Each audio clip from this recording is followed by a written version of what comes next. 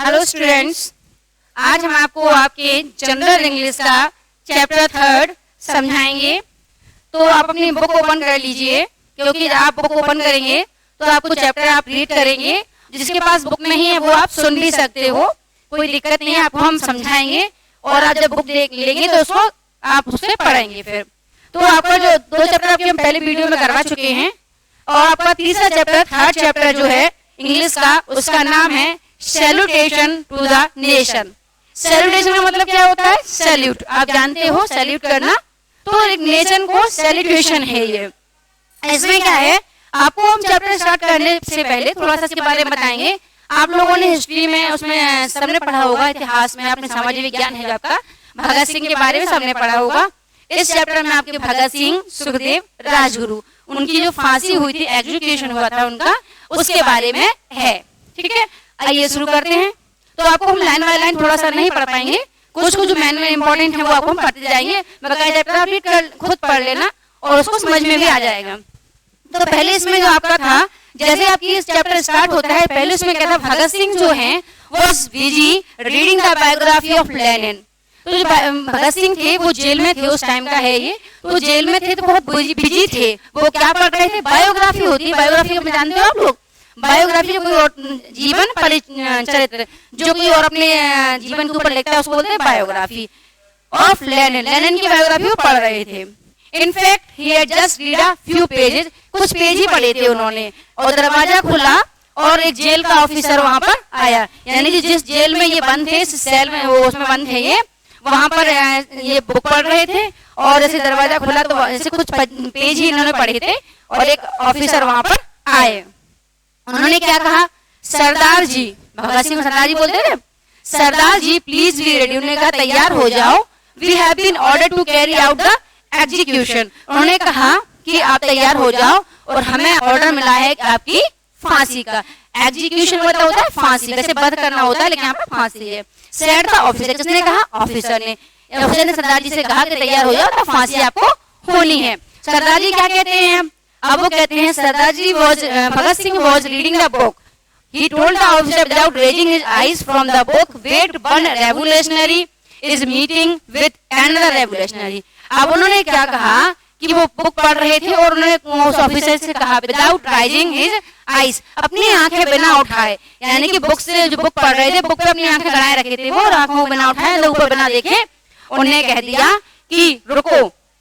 Revolutionary माना होता है क्रांतिकारी, और उन्होंने कहा एक क्रांतिकारी दूसरी क्रांतिकारी का इंतजार कर रहा है। अब आगे तो जो officer was stun by the tone of Bhagat Singh voice and stood still. तो क्या हुआ, भगत सिंह उनकी आवाज, जब उनकी मतलब आवाज से फांसी होने जा रही थी, लेकिन उनकी आवाज में कोई दर्द नहीं था, डर नहीं था, मतलब उनकी आवाज बिल्कुल वही टोन में बोले। तो जो ऑफिसर थे वो भी देख के उसको थोड़ा सा खड़े रह गए, तो चौंक गए, थोड़ा खड़े रह गए। Bhagat Singh resumed reading the book, वो अपनी बुक पढ़ते रहे। All of a sudden he heard the book in the air, stood forth and said, और अचानक उन्होंने बुक को लिया और हवा में फेंक दिया, और क्या कहा? खड़े हो गए और कहा लेट्स गो, मतलब पूरी बुक ने पढ़ ली, कहा चलो। Rajguru and Sukhdev also came out their cells। अब क्या हुआ, जैसे भगत सिंह तो आ गए, ऑफिसर उन्होंने कहा कि चलो, ऑफिसर से, और बाहर कौन आ गया? राजगुरु और सुखदेव भी आ गए अपनी सेल से, मतलब जो बंद करते हैं ना, जो जेल में अलग अलग होती है ना, उनको बोलते हैं सेल्स। वहां से वापस बाहर आ गए। They had refused to go, their face covered. आप तीन लोग हैं, भगत सिंह, सुखदेव और राजगुरु। अब उन लोगों ने क्या कहा, आपको पता होगा, आपने देखा, टीवियों में देखा है, अपने उसमें देखा है, क्या करते थे, फांसी होती तो फेस को कवर कर देते, कपड़ा डाल देते ना फेस पे। तो तीनों ने क्या कहा, उन्होंने मना कर दिया कि हमारे चेहरे को नहीं ढकना, मतलब हमें हमारे उसमें कपड़ा मत डालना। Wear the cap and get handcuff। उन्होंने कैप पहने और वो चले। अब क्या हुआ, the three revolutionaries walked along singing a patriotic song। patriotic song मतलब होता है देशभक्त, देशभक्ति का गाना, यानी कि देशभक्ति का गाना गा रहे थे वो, बड़े जोवियल, माने बहुत एंजॉयमेंट, बहुत अच्छे मूड में गाना गाते हुए। यानी कि मतलब कहने का मतलब ये है कि तीनों क्रांतिकारी फांसी होने जा रही थी, लेकिन कोई दुख नहीं था, कुछ अफसोस नहीं था, और वो बड़े देशभक्ति गाना गाते हुए चले जा रहे थे, और पीछे पीछे उनके जेल के ऑफिसर साथ में जा रहे थे। अब क्या हुआ, ह्यूज क्राउड, बहुत सारी गेट पे भीड़ लग गई। कौन कौन था? photographers, porters and public the members of Bhagat Singh family. अब जो वहाँ पे जब इनको फांसी के लिए ले जाया था बहुत भीड़ लग गई वहाँ पर, तो कौन कौन आ गया वहाँ पर? वहाँ पे कौन थे? फोटोग्राफर्स थे, रिपोर्टर्स थे और लोग, मतलब भीड़ भी थी और उनके भगत सिंह के परिवार के लोग भी थे। अब क्या हुआ, बहुत नारे लगने लगे, लाउड स्लोगन होता है, नारे लगने लगे। क्या नारे थे वो? जब वैसे वो भगत सिंह ये तीनों, सुखदेव, राजगुरु बाहर आए जेल से तो नारे लगने लगे, लोग अब नारे लगाने लगे। और भगत सिंह फादर सरदार किशन सिंह, उनके पापा का नाम क्या था? सरदार किशन सिंह। किसके? भगत सिंह के। realized that the police might fire at or lathi charge the people any moment and many innocent people would die. और उनके पापा को डर क्या था? ऐसे मतलब ये क्रांतिकारी जा रहे थे तो उन्हें डर ये था कि लोग नारे लगा रहे हैं, कुछ कह रहे हैं, लोग बाग भीड़ लगी हुई है, तो उन्हें डर ये था कि मतलब उन्हें लगा कि जो पुलिस वाले हैं, पुलिस लोग इन पे मतलब आग ना लगा दें या लाठी चार्ज ना कर दें, नहीं भीड़ को कंट्रोल करने के लिए, तो बहुत सारे निर्दोष लोग इसमें मारे जा सकते हैं, मारे जाएंगे। तो उसने अपनी पत्नी ही आज इस उन्होंने पत्नी से पूछा, किसने? उनकी भगत सिंह के पापा ने, लेट अस गो, अब हम चलें, let some misfortune should befall the harmless innocent. उन्होंने कहा मतलब जब वो फैमिली वाले चले जाएंगे तो लोग भीड़ चली जाएगी, तो उन्होंने कहा अब हम चलें ताकि यहाँ से भीड़ भी चली जाए। अब भगत सिंह के माँ थे, उन्होंने जाने से मना कर दिया, अपने उनको हस्बैंड को मना कर दिया। अब सरदार किशन सिंह कौन थे? भगत सिंह के पापा। उन्होंने कैसे मैनेज किया, उस भीड़ को कंट्रोल किया। अब इन्होंने क्या किया, यहाँ से सब तरह चल रहा है उनका, तीनों वॉलंटियर्स तीनों रेवोल्यूशनरीज यानी कि जो क्रांतिकारी जा रहे हैं, डिप्टी कमिश्नर ऑफ लाहौर वह सरप्राइज, जो डिप्टी कमिश्नर थे लाहौर के वो सरप्राइज हो गए। क्यों? ऑन टेलीफाई, और डर भी गए। क्यों? To see the convicts were not scared. किस लिए डर गए वो? क्योंकि जो कन्विक्ट्स थे यानी कि जो दोषी थे, तीनों लोग थे, जो बिल्कुल डर नहीं रहे थे, इन्हें किसी चीज का भय नहीं था। अब उन्होंने कहा Bhagat Singh read the fear in his eyes and said.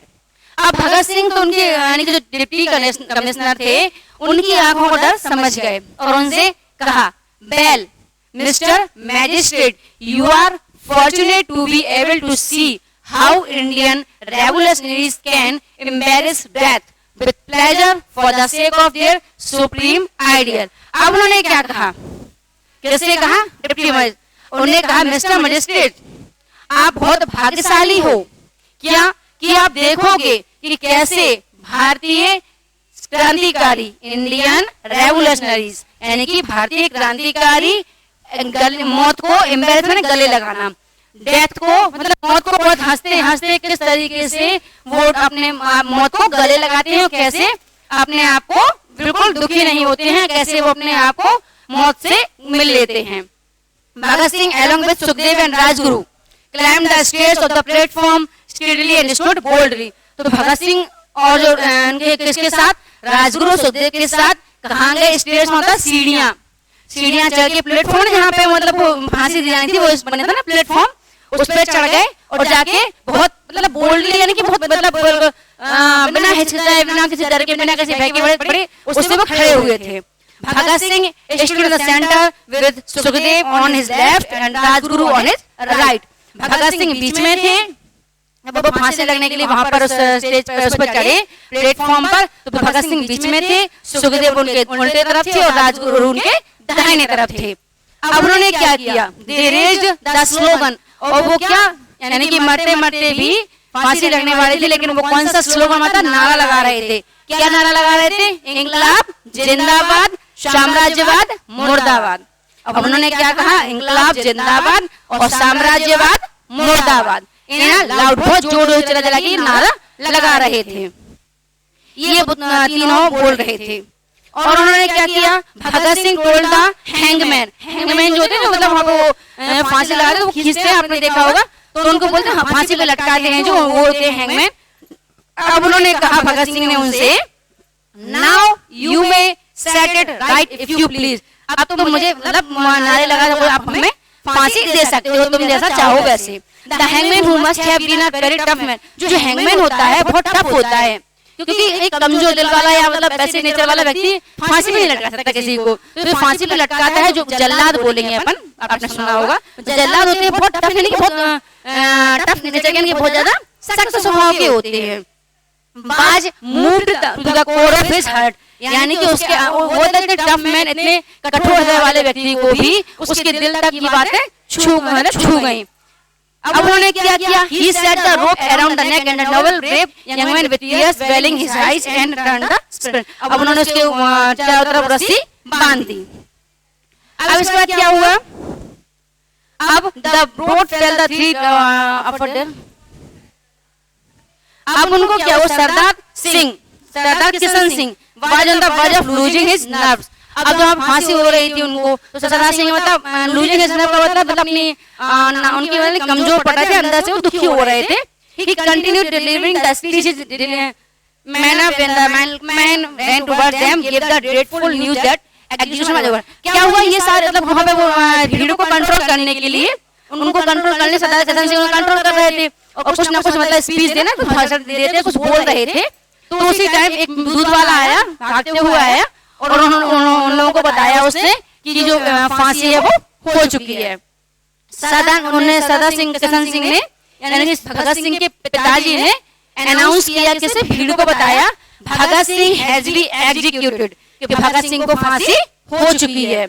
I am going to fetch his body, उन्होंने कहा मैं उसकी बॉडी यानी कि जो पार्थिव शरीर है, जो फांसी का, जो उनकी डेड बॉडी को लेने जा रहे हैं। None of you should budge from here. I don't. उन्होंने कहा कोई भी तुम में से, इतने लोगों में से कोई आएगा नहीं और मतलब फालतू का शोर नहीं करेगा।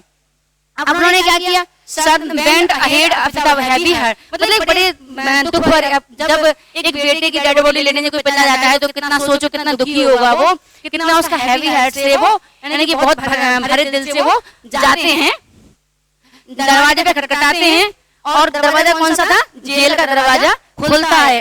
कंटिन्यूअसली नॉकिंग वेंट अनहीटेड, और जब वो खटखट फिर भी दरवाजा नहीं खुलता, सॉरी वाज नॉट ओपन, मतलब बहुत खटखटाते हैं फिर भी दरवाजा कोई नहीं खोलता है। वो डेड बॉडी लेने गए थे लेकिन दरवाजा जेल वाले ऑफिसर नहीं खोलते हैं। अब उन्होंने क्या कहा? The police officer were heard laughing loudly inside the gate, और क्या सुनाई दिया? जो पुलिस ऑफिसर थे वो अंदर बहुत जोर जोर से हंस रहे थे, यानी कि भगत सिंह को फांसी हुई तीनों को तो बहुत खुश थे। Someone came and whispered, कोई आया और कान में फुसफुसाया, whispered मतलब कुछ फुसफुसाना, यानी कान में धीरे-धीरे कुछ अपन बात करते हैं ना, एकदम धीरे-धीरे से कुछ बोलते हैं तो उसको बोलते हैं whispered। उन्होंने क्या किया? Informing them that the bodies had been taken away through another gate। अब जिसको कोई व्यक्ति अलग से आया उसने उनको इन्फॉर्म किया, किसको? सरदार किशन सिंह को बताया कि जो बॉडीज यानी कि सुखदेव, राजगुरु, भगत सिंह की जो डेड बॉडीज है वो दूसरे गेट से वो लोग कहीं लेके चले गए, यानी कि ये गेट पे इंतजार कर रहे लेकिन उन्होंने बॉडी नहीं दी। वो जो उन्होंने ब्रिटिश पुलिस ऑफिसर ने फांसी दी, वो लोग दूसरे गेट से लेके चले गए। The British were bent upon their treacherous way, वो अपने चालाक तरीके से वो लोग लेके चले गए। अब उन्होंने क्या किया?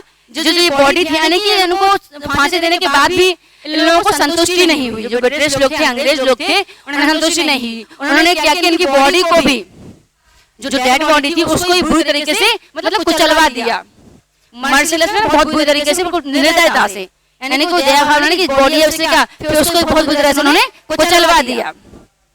और क्या किया?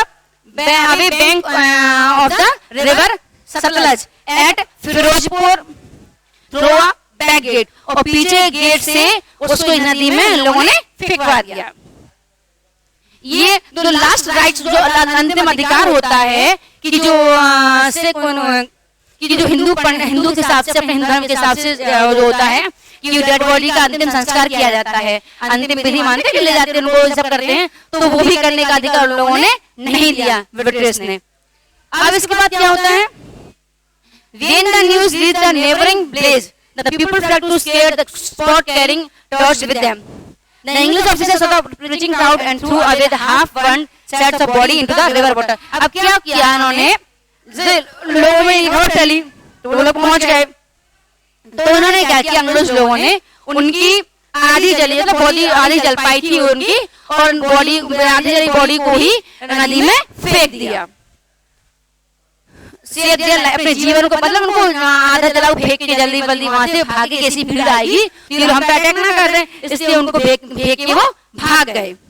उसके बाद है in this way the great martyr Bhagat Singh happily embraced that to liberate his motherland and become immortal the hearts of India. इस तरीके से जो बहुत ग्रेट मार्टियर माने बहुत महान मार्टियर होता है देश के लिए मरने वाले शहीद भगत सिंह खुशी खुशी उन्होंने मौत को गले लगाया टू लिबरेट हिज मदरलैंड, अपनी मातृभूमि के लिए, एंड बिकम और क्या बने immortal in the hearts of India, भारतीयों के हृदय में अमर हो गए। He was 24 when he was executed। और एक बात सुनो, सबसे बड़ी बात यह है कि जाना एज के नहीं थे, भगत सिंह सिर्फ 24 साल के थे जब उनको फांसी हो गई थी, यानी कि वो सिर्फ 24 साल ही रहे। He became a legendary hero of the masses, और बहुत बड़े वो एक हीरो बने, हीरो मतलब एक अच्छे नायक रहे, यानी कि बहुत बड़े क्रांतिकारी रहे। इसका उन्होंने कहा है बहुत सारे सॉन्ग्स भी इनके लिए गाए, कंपोज किए गए और अबाउट हिम एंड, और लोग बाग इनको देश के लिए याद भी इनके एक आइडल के रूप में, एक आदर्श रूप में मानते हैं। और he become a symbol of bravery, और उनको एक बहादुरी का सिंबल बताया गया, सिंबल मतलब प्रतीक बताया गया। And inspire the people to free India, और लोगों को उनकी कुर्बानी ने, उनके स्ट्रगल ने उनको क्या कहा, लोगों को आगे इंस्पायर किया, प्रेरित किया। अब लास्ट लाइन है आपकी, Bhagat Singh is justly remembered as Shaheed Azam by his grateful countryman for making the supreme sacrifice. Bhagat Singh को अभी भी याद किया जाता है शहीद आजम के रूप में, शहीद आजम उनको बोला जाता है। बाय हिज ग्रेटफुल, इनके बहुत मतलब किस तरीके से देश के लिए जो उन्होंने सुप्रीम सैक्रिफाइस यानी कि बहुत बड़ा बलिदान दिया, उसके लिए उन्हें आज शहीद आजम के रूप में याद किया जाता है। He infused life into the youth and become their hero. उन्होंने लाइफ को नए मतलब कि यूथ माने नई पीढ़ी को, युवा पीढ़ी को उन्होंने बहुत इंस्पायर किया। और इसके बाद it has increased our power for winning freedom for which Bhagat Singh and his comrades died, said Mahatma Gandhi. ये महात्मा गांधी ने कुछ कहा है इनके बारे में, पहले वहां पर ने कहा था, उन्होंने कहा, यहाँ महात्मा गांधी ने कहा है ये बहुत पावर बढ़ा के गए हैं, किस लिए, फ्रीडम जीतने के लिए, यानी स्वतंत्रता के लिए। फॉर विच भगत सिंह, जिसके लिए भगत सिंह और उनके साथी मर गए, यानी कि मारे गए, उनको फांसी हुई, मतलब बलिदान दिया उन्हें, उनका बहुत कुछ है, ये महात्मा गांधी ने कहा। Their magnificent courage and sacrifice has been an inspiration of India। उनके महत्वपूर्ण साहस और बलिदान ने हमारी युवा पीढ़ी को, भारत की युवा पीढ़ी को प्रेरणा दी, इंस्पायर किया। सेड पंडित जवाहरलाल नेहरू, ये उनके लिए नेहरू जी ने कहा है। तो महात्मा गांधी ने भी कहा है कि ये जीतने की एक पावर इन्होंने इंक्रीज की है हम लोगों में फ्रीडम के लिए। और उन्होंने जवाहरलाल नेहरू ने कहा है कि भारत की युवा पीढ़ी को इन्होंने बहुत त्याग और साहस भी इन्होंने इंस्पायर किया है।